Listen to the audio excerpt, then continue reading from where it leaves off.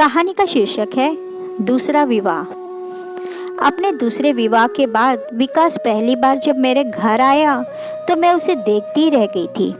उसका व्यक्तित्व ही बदल गया था। उसके गालों के गड्ढे भर गए थे, आंखों पर मोटा चश्मा जो किसी चश्मे वाले मास्टर जी के कार्टून वाले चेहरे पर लगा होता है वैसे ही उसकी नाक पर टिका रहता था।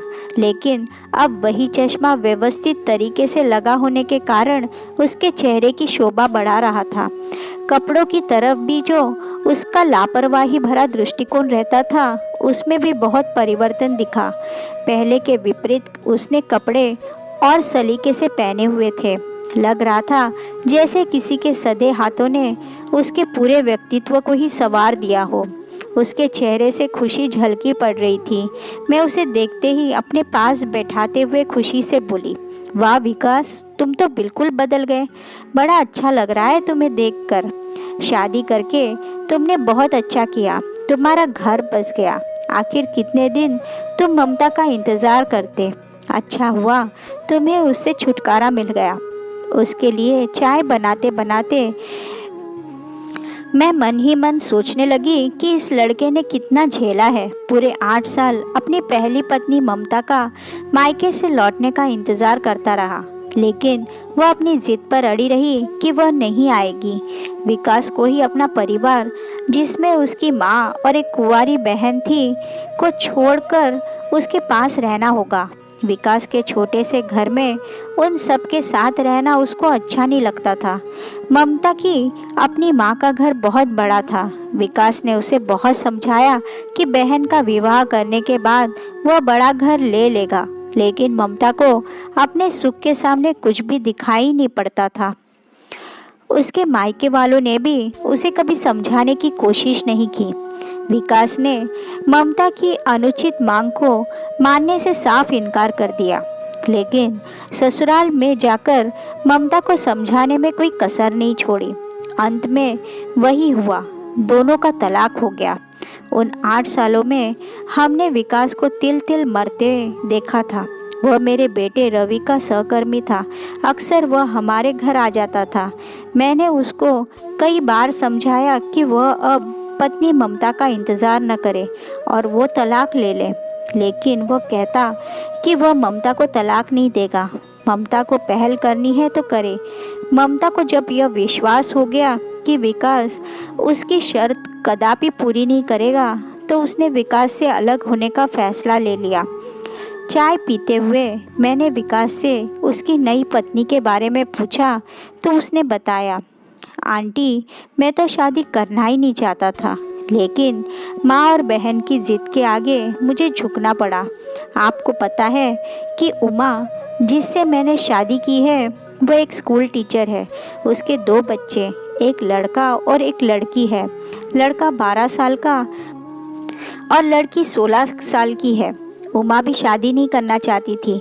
उमा के माँ बाप तो उसे समझाकर थक गए थे, लेकिन अपने बच्चों की जिद के आगे उसने शादी करना स्वीकार किया। जब उन बच्चों ने मुझे अपने पापा के रूप में पसंद किया, तभी हमारा विवाह हुआ। मेरी होने वाली बेटी ने विवाह से पहले मुझसे कई सवाल किए। पहला कि मैं उसके पहले पापा की तरह उनसे मारपीट तो नहीं करूँगा। दूसरा, मुझे शराब पीने की आदत तो नहीं है। जब उसे तसल्ली हो गई, तब उसने मुझे पापा के रूप में स्वीकार करने की घोषणा की। मैंने भी उनको बताया कि मेरे ऊपर भी जिम्मेदारी है। मैं उनको उतनी सुख सुविधाएं तो नहीं दे पाऊंगा जो वर्तमान समय में उन्हें अपने नाना के घर में मिल रही है। मैंने अभी बात भी पूरी नहीं की कि मेरी बेटी बोली कि उसे कुछ नहीं चाहिए, बस पापा चाहिए। मुझे पले पलाए बच्चे मिल गए और उन्हें पापा मिल गए। मेरा तो कोई बच्चा है नहीं। अब इस उम्र में ऐसा सुख मिल जाए तो और क्या चाहिए। उमा भी यह सोचकर धन्य है कि उसको एक जीवन साथी मिल गया और उसके बच्चों को पापा मिल गए। अब घर घर लगता है।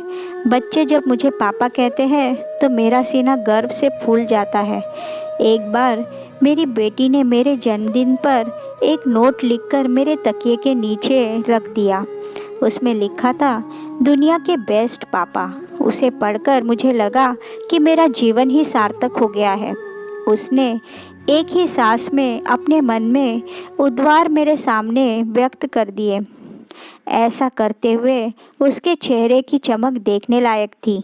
बाद में जब वह बड़े आत्मविश्वास के साथ मेरी बेटी शब्द इस्तेमाल कर रहा था, उस समय मैं सोच रही थी कि कितनी खुश होगी वह लड़की। लोग तो अपनी पैदा की हुई बेटी को भी इतना प्यार नहीं करते। मैंने कहा, सच में तुमने एक औरत और उसके बच्चों को अपना नाम देकर उनका जीवन खुशियों से भर दिया। एक तरह से उनका नया जन्म हो गया है। तुमने इतना बड़ा काम किया है कि जिसकी जितनी भी प्रशंसा की जाए कम है। तुम्हें घर बसाने वाली पत्नी के साथ पापा कहने वाले बच्चे भी मिल गए। मुझे तुम पर गर्व है। कभी परिवार सहित ज़रूर आना। उसने मोबाइल पर सबकी फ़ोटो दिखाई और दिखाते समय उसके चेहरे के हाव भाव से ऐसा प्रतीत हो रहा था जैसे वह कोई नेशनल लेवल का मेडल जीत कर आया है और दिखा रहा है। चलता हूँ आंटी जी, बेटी को स्कूल से लेने जाना है। वह मेरा इंतज़ार कर रही होगी। अगली बार सबको लेकर आऊँगा। और झुकते हुए मेरे पांव छूकर दरवाजे की ओर वह चल दिया। मैं उसे विदा करके सोच में पड़ गई कि समय के साथ लोगों की सोच में कितना सकारात्मक परिवर्तन आ गया है। पहले प्रतिवक्ता और विधवा औरतों को कितनी हेय दृष्टि से देखा जाता था, जैसे उन्होंने ही कोई अपराध किया हो। पहली बात तो उनके पुनर्विवाह के लिए समाज आज्ञा ही नहीं देता था, और किसी तरह हो भी जाता तो विवाह के बाद भी ससुराल वाले उनको मन से स्वीकार नहीं करते थे। अच्छी बात यह है कि अब बच्चे ही अपनी माँ को उनके जीवन के खालीपन को भरने के लिए उन्हें दूसरे विवाह के लिए प्रोत्साहित करते हैं, जैसा कि विकास के साथ घटित हुआ है। यह सब देखकर मुझे बहुत सुखद अनुभूति हुई और आज की युवा पीढ़ी की सोच को मैंने मन ही मन नमन करते हुए आत्मसंतुष्टि का अनुभव किया।